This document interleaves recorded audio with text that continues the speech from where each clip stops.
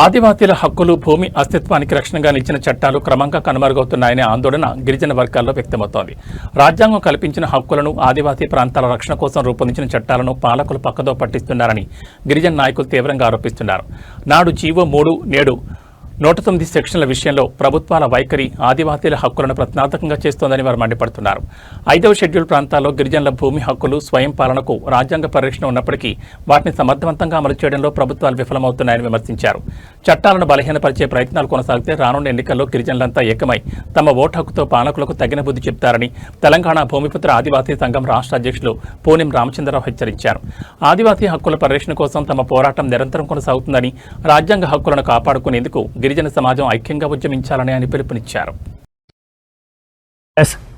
తెలంగాణ రాష్ట్ర వ్యాప్తంగా గిరిజనులకి అన్యాయం జరుగుతుందని, రాజ్యాంగాన్ని ఈ కాంగ్రెస్ ప్రభుత్వం పూర్తిగా కూడా పక్కదోవ పట్టిస్తుందనే ఆరోపణల విషయంలో ఈరోజు ఏదైతే తెలంగాణ రాష్ట్ర వ్యాప్తంగా కూడా ఇటు ములుగు జిల్లాకు సంబంధించి ఆగస్టు 17వ తారీఖు ఐటీడీఏ ముట్టడి చేశారు ఆదివాసులు.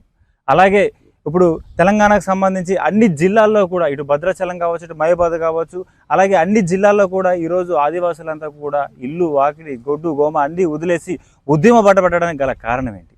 అసలు ఈ కాంగ్రెస్ ప్రభుత్వంలో ఉన్నటువంటి అగ్రనేతలు, అగ్ర నాయకులు ఎవరైతే ఉన్నారో ఆదివాసీ సంస్కృతికి అసలు విలువలు ఇస్తున్నారా? అసలు ఫాలో అవుతున్నారా? అసలు ఇలాగే కొనసాగితే ఏదైతే జియో నెంబర్ 3 కావచ్చు, 170 కావచ్చు, గిరిజనులకు భవిష్యత్తులో ఎలాంటి ప్రమాదం పొంచి ఉందనే అంశాల గురించి మనతో మాట్లాడడానికి టీబీఏఎస్ రాష్ట్ర అధ్యక్షులు పూనం రామచంద్ర ఉన్నారు. వారి ద్వారా మరింత సమాచారం తెలుసుకునే ప్రయత్నం చేద్దాం.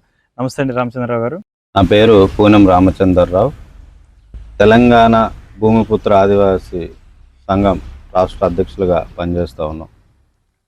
ఇవాళ తెలంగాణ రాష్ట్రంలో చూసినట్లయితే ప్రధానంగా ఏదైతే భారత రాజ్యాంగంలో ఉన్నటువంటి 5వ షెడ్యూల్, 5th షెడ్యూల్ ఉందో, ఈ యొక్క 5th షెడ్యూల్ మొత్తం కూడా మరి ప్రశ్నార్థకంగా మారేటటువంటి పరిస్థితి కనబడుతూ ఉంది. 5th షెడ్యూల్లో ఉన్నటువంటి హక్కులు కానీ, చట్టాలు కానీ ఇవన్నీ కూడా పూర్తిగా అమలుకు నోచుకోవడం లేదు. ఇవాళ ఆదివాసీల బ్రతుకులు, ఏజెన్సీ ప్రాంతంలో ఉన్నటువంటి ఆదివాసీల బ్రతుకులు, వాళ్ళ నిరుద్యోగులు కావచ్చు, రైతులు కావచ్చు, ఉద్యోగులు కావచ్చు, ఆదివాసీ ప్రజాప్రతినిధులు కావచ్చు, వీళ్ళందరూ కూడా వీళ్ళ యొక్క జీవన మనుగడ ప్రశ్నార్థకంగా మారేటటువంటి పరిస్థితులు కనిపిస్తూ ఉన్నాయి. ఏదైతే జియో 3 ఏదైతే ఉందో కూడా మరి మన మీడియాకున్న సమాచారం అంటే 2002 నుంచి 2018 దాకా కూడా మరి ఆ జియో 3 అనే అది ఏజెన్సీ ప్రాంతాల్లో అమలైంది. ముఖ్యంగా ఆ షెడ్యూల్ ప్రాంతాలలో ఆ జీవనం కొనసాగిస్తున్నటువంటి ఆదివాసీ బిడ్డలకి జియో 3 అనేది ఒక ఉడుంపట్టు లాంటిదనే కొన్ని మాటలు కూడా కొన్ని సందర్భంలో మేము నాయకుల ద్వారా విన్నాము. అసలు పూర్తిగా ఏదైతే 2002లో కావచ్చు, 2018లో కావచ్చు జియో 3 అమల్లో ఉంది, అమల్లో చేశారు. కాకపోతే ఈ మధ్య కాలంలో జియో 3ని ఎందుకు ప్రభుత్వం అబ్బపెడుతుంది? ముఖ్యంగా ఇటీవల పోలీస్ శాఖ సంబంధించి కానిస్టేబుల్ నోటిఫికేషన్కి సంబంధించి కూడా ఇది రాజ్యాంగబద్ధంగా రాష్ట్ర ప్రభుత్వం ప్రస్తుతం నడవట్లేదన్న అనడానికి నిలువెత్తు నిదర్శనాలుగా కూడా 109 సెక్షన్లో కూడా ఈరోజు కొన్ని పోలీస్ శాఖకు సంబంధించి కొన్ని నోటిఫికేషన్లు రిలీజ్ చేశారు. ఇందులో ప్రధానంగా ఏదైతే ఆదివాసులకు ఉండాల్సినటువంటి రిజర్వేషన్ అనేది లేని పరిస్థితి అయితే ఉంది. అసలు ఎందుకు ఇలాంటి సాహసం చేస్తుంది ప్రభుత్వం? ఒకవేళ ఆ ప్రభుత్వం తీసుకునే అకాల నిర్ణయాలకి ఏదైతే ఇటు షెడ్యూల్ ప్రాంతాల్లో ఉన్న గిరిజనులు ఏకీభవిస్తే భవిష్యత్తులో ఆ గిరిజనులకు అసలు జీవనం ఉండే అవకాశం ఉంటుందా? లేకపోతే అసలు కనీసం వాళ్ళ బ్రతుకు ఎలా ఉంటుంది? మరొక అంబేద్కర్ రావాలా అనే విధంగా కూడా తయారయ్యే అవకాశాలు ఉన్నాయని మాకు అనిపిస్తుంది. దీని పట్ల మీకు ఏమంటారు? జియో నెంబరు 109 అనేది మనకి షెడ్యూల్ ప్రాంతంలో 75% ఆదివాసీ యువతతోటి రిక్రూట్ చేయాలని చెప్పేసి జియో నెంబర్ 109 చెప్తా ఉంది. అది 2018, 2022 నోటిఫికేషన్లో షెడ్యూల్ ప్రాంతంలో ఉన్నటువంటి ఆదివాసీలతోటి 70% రిక్రూట్ చేయడం జరిగింది, సివిల్ కానిస్టేబుల్స్. ఇప్పుడు రీసెంట్గా వచ్చేసి నోటిఫికేషను 109 జీవోని పక్కన పెట్టి ఈ యొక్క ప్రభుత్వాలు ఇంప్లిమెంటేషన్ చేయకుండా మరి జనరల్ నోటిఫికేషన్ తీయడం అనేది జరిగింది. అందులో భాగంగానే ఇవాళ ఆదివాసీ నిరుద్యోగులు కావచ్చు, ఆదివాసీ ఉద్యమ సంఘాలు కావచ్చు, అలాగే ఉస్మానియా యూనివర్సిటీ విద్యార్థులు కూడా ఆ విషయం పైన సంబంధిత మరి మంత్రివర్యులు సీతక్క గారు ఎవరైతే ఉన్నారో వారికి రిప్రజెంటేషన్ ఇవ్వడం జరిగింది. అలాగే నిరసన కార్యక్రమాలు కూడా ఇవాళ ఐటీడే కార్యక్రమాలు కూడా చేపట్టడం జరుగుతూ ఉంది. దీని మీద తక్షణమే ఆ యొక్క జనరల్ నోటిఫికేషన్ నిలుపుదల చేసి 109 జీవోని ఇంప్లిమెంటేషన్ చేస్తూ షెడ్యూల్డ్ భూభాగంలో అది సుప్రీంకోర్టులో గిరిజనేతరుడు వేయడం వల్ల ఆ యొక్క జీవో నెంబర్ 3 అనేది మరి వాదనలు జరిగి తర్వాత రద్దు జరిగింది. ఇవాళ మేము ఒకటే కోరుతా ఉన్నాం, ఆదివాసీలు ఇప్పుడిప్పుడే భారతదేశానికి స్వాతంత్రం వచ్చి 76 సంవత్సరాలు గడుస్తున్నప్పటికీ కూడా ఆదివాసీలు ఇప్పుడిప్పుడే విద్యలో కానీ ఉద్యోగ అవకాశాల్లో కానీ మరి ముందుకు వచ్చేటటువంటి తరుణంలో ఆదివాసీల గొంతును మొదటగానే నొక్కడం అనేది కరెక్ట్ కాదు. ఈ యొక్క ప్రభుత్వాలు కూడా దీని మీద పునరాలోచన చేసి జీవో నెంబర్ స్థానంలో మరొక జీవోను తీసుకొచ్చి ఆ యొక్క జీవోకు చట్టబద్ధత కల్పించాలని చెప్పేసి ఆదివాసీ సంఘాలుగా డిమాండ్ చేస్తా ఉన్నాం. ఇదే విషయంలో ఏదైతే ఇటు భద్రాచల నియోజకవర్గానికి సంబంధించినటువంటి ఆ రిజర్వేషన్తో వచ్చినటువంటి ఎమ్మెల్యే తెల్ల వెంకట్రావు కావచ్చు, ఇటు 2 సార్లు ఎమ్మెల్యేగా పోటీ చేసి ఇప్పుడు 3వ సారి ప్రస్తుతం అధికార పార్టీలో మంత్రిగా కొనసాగిస్తున్నటువంటి సీతక్క కూడా మరి ఈ రిజర్వేషన్ ఉండబట్టే ఈరోజు వాళ్ళు అగ్రస్థానంలో ఉన్నారని చెప్పేసి మనకు అర్థమవుతుంది. కానీ మరి ఎందుకు ఈ యొక్క రిజర్వేషన్ ద్వారా అగ్రస్థాయిలో ఇది ఆదివాసీ బిడ్డ అడవి నుంచి అసెంబ్లీలో కూర్చునే స్థాయికి కేవలం ఈ రిజర్వేషన్ అనేది ముఖ్యంగా మనం ఇది చేసుకునే పరిస్థితి. అయితే ఎందుకు ఈరోజు మీ నాయకులు అదే ఈ ఆదివాసీకి సంబంధించినటువంటి ఎమ్మెల్యే కేడర్లో ఉన్న నాయకులు కావచ్చు, మంత్రి కేడర్లో ఉన్న నాయకులు కావచ్చు, ఎందుకు ఆదివాసీ అనే విషయాన్ని మర్చిపోయి ఈరోజు ప్రస్తుత రాజకీయాలంగా అధికార పార్టీకి కావచ్చు లేకపోతే ప్రతిపక్ష నాయకులకు కావచ్చు కుమ్మక్కై ఎందుకు ప్రభుత్వానికి సహానుకూలంగా వెళ్ళే ప్రయత్నం చేస్తున్నారండి? అంటే నేను ఒక కోయా, నేను ఒక ఎస్టీ, కేవలం ఒక రిజర్వేషన్ తోటే నేను ఈరోజు ఈ స్థాయిలో ఉన్నా అనే విషయం వాళ్ళు ఎందుకు మర్చిపోయారు? ఒకవేళ మీ సమస్యని ప్రభుత్వం దాకా వీళ్ళు తీసుకువెళ్ళట్లేదా? తీసుకువెళ్తే మీ యొక్క నాయకుల మాటలు ప్రభుత్వం పట్టించుకోవట్లేదా? అసలు ఏమై ఉంటుంది కారణం? ఇప్పుడు చూసినట్లయితే వాస్తవం కూడా ఈ రాష్ట్రంలో ఆదివాసీ ఎమ్మెల్యేలు 12 మంది ఆదివాసీ ఎమ్మెల్యేలు ఉన్నారు. మనకి ములుగు జిల్లాలో మంత్రిగా సీతక్క గారు ఉన్నారు. ఈ 12 మంది ఆదివాసీ ఎమ్మెల్యేలు ఆదివాసీలు ఉన్నారు, లంబాడి ఎమ్మెల్యేలు ఉన్నారు. అయితే ఇక్కడ ఆదివాసీల రిజర్వేషన్కి సంబంధించి కేవలం ఇవాళ ఆదివాసీల రిజర్వేషన్ మీదనే ఈ యొక్క ఎమ్మెల్యేలు కానీ మంత్రులు కానీ మరి చట్టసభల్లోకి వెళ్ళిందనే విషయం వాస్తవం. ఆదివాసీల నుంచి ఓట్లతో గెలిచి వెళ్ళిండ్రు ఆదివాసీ రిజర్వేషన్ని. అయితే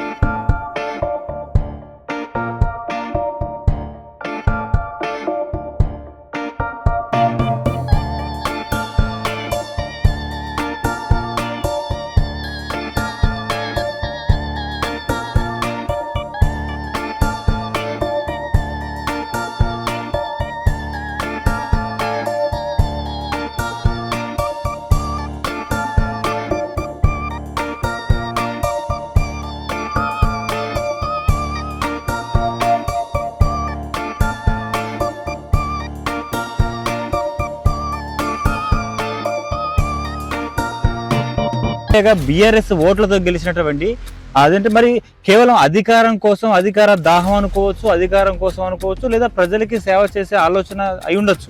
పూర్తిగా కూడా మాట తప్పి పార్టీ మారినటువంటి ఎమ్మెల్యే మీ నియోజకవర్గానికి అలాంటి ఎమ్మెల్యే ద్వారా మీకు లబ్ధి చేకూరుస్తుందని మీరు నమ్ముతున్నారా? రెండోది, ఏదైతే ఇటు మంత్రిగా ఉన్నటువంటి సీతక్క గారు పూర్తిగా మనది చీకిపల్లి కొన్ని అభివృద్ధి కార్యక్రమాలకు వచ్చారు. చీకిపల్లిలో కొన్ని నూతన అభివృద్ధి కార్యక్రమాలకు వచ్చారు, ఆవిష్కరణ. అక్కడి నుంచి కూతవేటు దూరంలో ఇసుక వాగు బ్రిడ్జ్ నిర్మాణ పనులు జరుగుతున్నాయి. ఏదైతే ఆ రోడ్డుకు సంబంధించి దాదాపు 2 రాష్ట్రాలకు సంబంధించి ఎటుదైతే మనకి తెలంగాణ కావచ్చు, ఛత్తీస్గఢ్ రాష్ట్రానికి కావచ్చు. మరి ఏదైతే ప్రతిపక్షాలు బల్ల గుద్ది చెప్తున్నాయి, కేవలం వీడియోలకి సెల్ఫీలకే మంత్రి పరిమితం, సీతక్క సెల్ఫీలకి మాత్రమే పరిమితం అని చెప్పేసి ప్రతిపక్షాలు బల్ల గుద్ది చెప్తున్నాయి. ఇది ఖచ్చితంగా వాస్తవమే అనడానికి మీడియా దగ్గర కొన్ని ఆధారాలు కూడా ఉన్నటువంటి పరిస్థితి ఉంది ఈరోజు. ఎందుకంటే చీకిపల్లి కొన్ని అభివృద్ధి సంక్షేమ కార్యక్రమాలకి అటెండ్ అయినటువంటి సీతక్క గారు కూతవేటు దూరంలో ఉన్నటువంటి ఇసుక వాగు వంతెన దగ్గరికి వెళ్ళి ఆ కాంట్రాక్టర్ని కొంచెం మందలించడం కావచ్చు, లేదంటే 2 రాష్ట్రాలకు సంబంధించిన జాతీయ రహదారి, ప్రధాన రహదారి చుట్టూ శ్రీరామ్ నగర్, ఈరాపురం, ధర్మారం, చింతూరు ఇవన్నీ కూడా గిరిజన గూడలు. అటు వెళ్ళాలంటే ఒక రాష్ట్రానికి వెళ్ళాలి, సరైన వైద్యం కావచ్చు, సరైన సదుపాయం కావచ్చు, వెళ్ళాలంటే ఒక రాష్ట్రానికి వెళ్ళాలి. లేదు ఇటు రావాలంటే ఆ బ్రిడ్జ్ దాటి. అంత ప్రమాద స్థాయిలో ఐఏఎస్ ఆఫీసర్లు, ఐపీఎస్ ఆఫీసర్లు పర్యటిస్తున్నారు, అధికారులు పర్యటిస్తున్నప్పుడు కూడా కేవలం గిరిజన గూడాలకు సంబంధించి సరైన వైద్యం అందదు, సరైన నిత్యావసర వస్తువులు కొనుక్కోవడానికి కూడా మొన్న ఈ ప్రభుత్వం పడవ దాటిస్తున్న పరిస్థితి. ఎందుకు అలాగా? అభివృద్ధి కార్యక్రమాలు చేయడానికి నువ్వు వచ్చినప్పుడు ఒకసారి అక్కడికి వెళ్ళి ఆ కాంట్రాక్టర్ని మందలించి, ఇది నా గిరిజన గ్రామాలకు సంబంధించి, నా గిరిజన గూడాలకు సంబంధించి అని చెప్పేసి ఒక కాంట్రాక్టర్ని హెచ్చరించి పనులు వేగవంతం చేయాల్సిన మినిస్టరు ఈరోజు కేవలం అభివృద్ధి నెపంతో చీకిపల్లిలో సెల్ఫీ దిగి వెళ్ళిపోయింది. ఇది ఎంతవరకు మీరు ఒప్పుకుంటారు? ఇలాంటి నాయకులతో మీరు లబ్ధి పొందుతారు, ఇలాంటి నాయకుల వల్ల మీ చట్టాలు రక్షణగా ఉంటాయని చెప్పేసి మీరు ఎలా అనుకుంటున్నారు? అసలు మీ అభిప్రాయం చెప్పండి. ముఖ్యంగా ఇదొక షెడ్యూల్ ప్రాంతం అంటేనే వెనుకబడినటువంటి ప్రాంతం అనేది మనందరికీ తెలుసు. ఈ యొక్క వెనుకబడినటువంటి ప్రాంతంలో కరెంటు లేని గ్రామాలు ఉన్నవి, రోడ్లు సౌకర్యం లేనటువంటి గ్రామాలు ఉన్నవి, ఇంకా డెవలప్ స్కూల్స్ లేని గ్రామాలు ఉన్నవి, ఇంకా వైద్యం అందనటువంటి ఆదివాసీ గుడాలు కూడా చాలా వరకు ఉన్నవనేటటువంటి విషయం మనందరికీ తెలిసింది.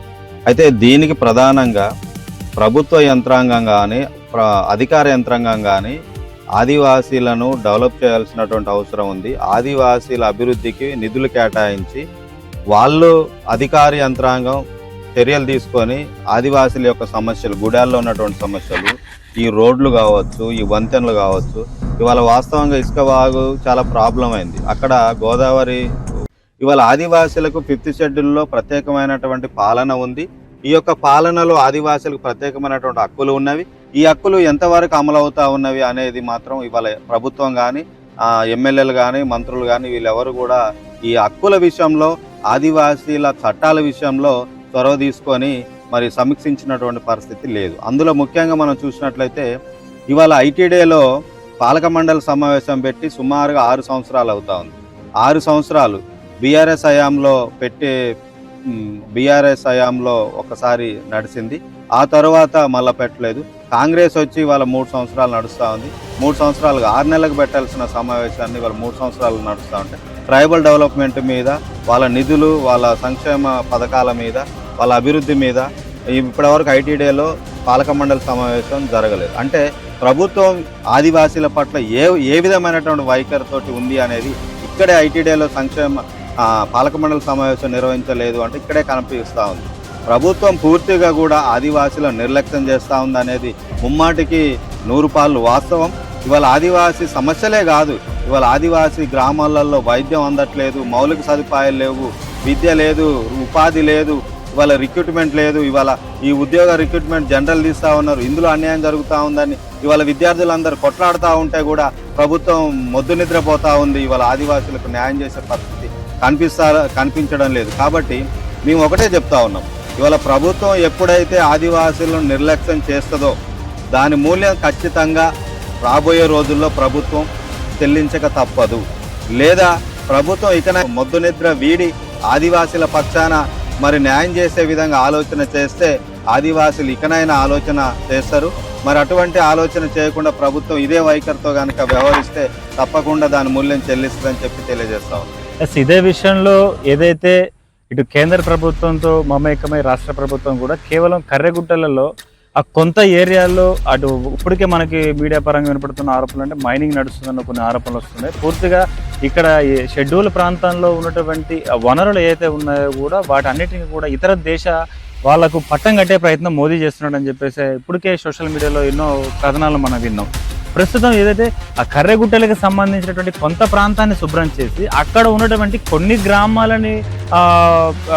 గ్రామాలతో ఇక్కడ నుంచి ఉన్నటువంటి అధికారులు కావచ్చు లేకపోతే నాయకులు కావచ్చు వీళ్ళు కొంతమంది గ్రామస్తుల్ని పలకరించి కేవలం అక్కడ తాత్కాలికంగా ఏదైతే వీళ్ళు అనుకున్నది ఇటు కేంద్ర ప్రభుత్వం రాష్ట్ర ప్రభుత్వం వనరుల విషయంలో కావచ్చు ఇంకొక పర్యాటక విషయంలో కావచ్చు వీళ్ళు అనుకున్నది సాధించడం కోసం వీళ్ళు అనుకున్న దానికోసం మెటీరియల్ తరలించేందుకు వేసుకున్నటువంటి ఆ రోడ్లని ఈరోజు మొన్న రీసెంట్గా అభివృద్ధి ఏది రక్తపు మడుగుల్లో తడిచినటువంటి నేలంతా కూడా ఈరోజు ఈ కాంగ్రెస్ ప్రభుత్వంలో అభివృద్ధి బాటగా నడుస్తుందని చెప్తున్నారు.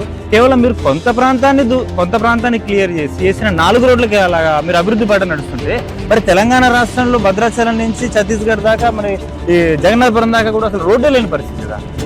అటు వయా మనుగురు చూసినా అలాగే ఉంది, ఇటు భద్రాచలం టు వెంకటాపురం చూసినా ఇలాగే ఉంది. మీకు ఈ రోడ్లని చేయడం చేత కాలేదు, దీన్ని అభివృద్ధి చేయడం చేత కనీసం మరమ్మతులు కూడా నోచుకోలేని ప్రభుత్వం ఈరోజు కేవలం 4 గ్రామాలను శుభ్రం చేసి 4 రోడ్లు వేసేసి అభివృద్ధి బాటగా కాంగ్రెస్ మీరు నడిపిస్తుందని చెప్పడం ఎంతవరకు కరెక్ట్? అసలు భవిష్యత్తులో ఇలాంటి కళ్ళబొల్లి కబుర్లకు గిరిజన బిడ్డలు అట్రాక్ట్ అయితే అసలు పరిస్థితి ఎలా ఉంటుంది? అటు మహిళలు కావచ్చు ఇటు యువతది కావచ్చు ఏ విధంగా మలుపు తిరిగే అవకాశం? ఇవాళ కర్రెగుట్టల విషయానికి వస్తే కర్రెగుట్టలు ప్రాంతానికి రోడ్లు వేసి అక్కడ టూరిజం శాఖ డెవలప్ చేస్తామని చెప్పి వాళ్ళ కేంద్ర ప్రభుత్వం కానీ రాష్ట్ర ప్రభుత్వం చెప్తా ఉంది. రెండవది ఇవాళ కేంద్ర ప్రభుత్వం కర్రెగుట్టలకి రోడ్డు వేసి అక్కడ ఉన్నటువంటి ఖనిజ సంపద ఏదైతే ఉందో ఆ ఖనిజ సంపదను దోపిడీ చేయడం కోసమే దోచుకోవడం కోసమే ఇటువంటి కుట్రలు చేస్తూ ఉందనేది ఒక ఆరోపణ బయట వినిపిస్తూ ఉంది. మరి మేము ఒకటే అడుగుతూ ఉన్నాం, ఇవాళ ఏజెన్సీ ప్రాంతం ఇది 5th షెడ్యూల్ ఏరియాలో నువ్వు అక్కడ రోడ్ వేయాలన్నా డెవలప్ చేయాలన్నా లేదా అక్కడ టూరిజం శాఖ పెట్టాలన్నా ఏది పెట్టాలన్నా కూడా ఇక్కడ ఆదివాసీల అనుమతి తీసుకోవాలి. పీసా చట్టం ఉంది, ఈ పీసా చట్ట ప్రకారం ఆదివాసీల అనుమతి తీసుకోవాలి. మరి ఇక్కడ ఆదివాసీల అనుమతి తీసుకొని వాళ్ళ అడవిని నాశనం చేసి వాళ్ళ రోడ్లు వేసారు. మరి రోడ్లు వేసి అక్కడ ఏదైతే మొత్తానికి ఈరోజు టీబీఏఎస్ రాష్ట్ర అధ్యక్షుల ద్వారా భవిష్యత్తులో ఆదివాసులకు పొంచి ఉన్నటువంటి కొన్ని ముఖ్య అంశాలని ఈరోజు సీకే న్యూస్ ద్వారా మనతో పంచుకున్నందుకు మరి పూర్ణ రామచంద్ర గారికి ధన్యవాదాలు. అదేవిధంగా మరి ఏదైతే పూర్తిగా ఈరోజు ఆదివాసీ సంఘ నాయకులు పేర్కొంటున్న విషయాలు అయితే ఉన్నాయంటే ఇటు రాజ్యాంగంలో ఉన్నటువంటి అంశాలను అంతా కూడా ఈరోజు కాంగ్రెస్ ప్రభుత్వం పక్కదోవ పట్టించే ప్రయత్నం చేస్తుంది. ఇది ఇలాగే కొనసాగితే ఆదివాసీ రాబోయే తరానికి కావచ్చు ప్రస్తుతం ఉన్నటువంటి తరానికి కావచ్చు భవిష్యత్తులో చాలా అంటే చాలా ప్రమాదం పొంచి ఉందని చెప్పేసి మరి వారి యొక్క ఆవేదన మరి ఈరోజు వ్యక్తం చేశారు మీడియా ముఖంగా. అదేవిధంగా ఏదైతే ఇటు కర్రెగుట్టలకు సంబంధించి అభివృద్ధి కార్యక్రమాల గురించి వస్తున్నటువంటి ఆరోపణల గురించి కూడా మరి ఈరోజు ప్రస్తావించడం జరిగింది. పూర్తిగా ఖచ్చితంగా చెప్తున్న మాట ఏంటంటే ఏదైతే ఈరోజు ప్రతిపక్షంలో ఉన్నటువంటి నాయకులు కావచ్చు అధికార పార్టీలో ఉన్నటువంటి నాయకులు కావచ్చు వీళ్ళంతా కూడా ఒక రిజర్వేషన్ పేరుతో ఈరోజు అగ్రస్థాయిలో కూర్చోవడానికి గల కారణం ముఖ్యంగా రిజర్వేషన్ ఆదివాసీ చట్టాలు అని ఆయన ఏకకంఠంగా మరి చెప్పడం జరుగుతుంది. 4 జీవరాశులకి నీడనిచ్చే ఆదివాసీకి మరి ఈ షెడ్యూల్ ప్రాంతాలలో నీడ కూడా కోల్పోయే పరిస్థితి అయితే ఉందని మనకు అర్థమవుతుంది. ఏదైతే భవిష్యత్తులో ఇప్పటికే మనం చూస్తున్నాం ఏదైతే GO3ని 2002 నుంచి 2018 దాకా అప్పుడప్పుడు ఉడతా భక్తిగా మరి అమలు చేసినటువంటి ఆ 03 ఈరోజు 2026కి వచ్చేసరికి పూర్తిగా కనుమరుగయ్యే పరిస్థితి అయితే కనపడుతుంది. 109 సెక్షన్ ఏదైతే ఉందో అది కూడా ఈరోజు అధికార ప్రభుత్వం తేల్చి చెప్పేసినట్టుగా కూడా మరి రిజర్వేషన్ తీసేసి ఆ 100కి 100% కూడా ఈరోజు జనరల్ చేయడం అనేది చాలా బాధాకరం అని చెప్పేసి ఆదివాసీ సోదరిమణులకు ఇది చాలా ఆ నిరుద్యోగ వ్యవస్థ మరీ గిరిజనలో ఇంకా పెరిగే అవకాశం ఉందని చెప్పేసి కూడా మరి ఈరోజు మీడియా ముఖంగా మరి రామచంద్రరావు గారు బాధ గిరిజన తెగ అనేది ఒక రాను భవిష్యత్తులో ఒక మ్యూజియంకి చేరే పరిస్థితి అని చెప్పేసి కూడా మరి ఈరోజు వారి యొక్క ఆవేదనను మీడియా ముఖంగా పంచుకున్నారు. Cameraman Raju, journalist Bhargav, Mulugu district, miss CK news. Thank you.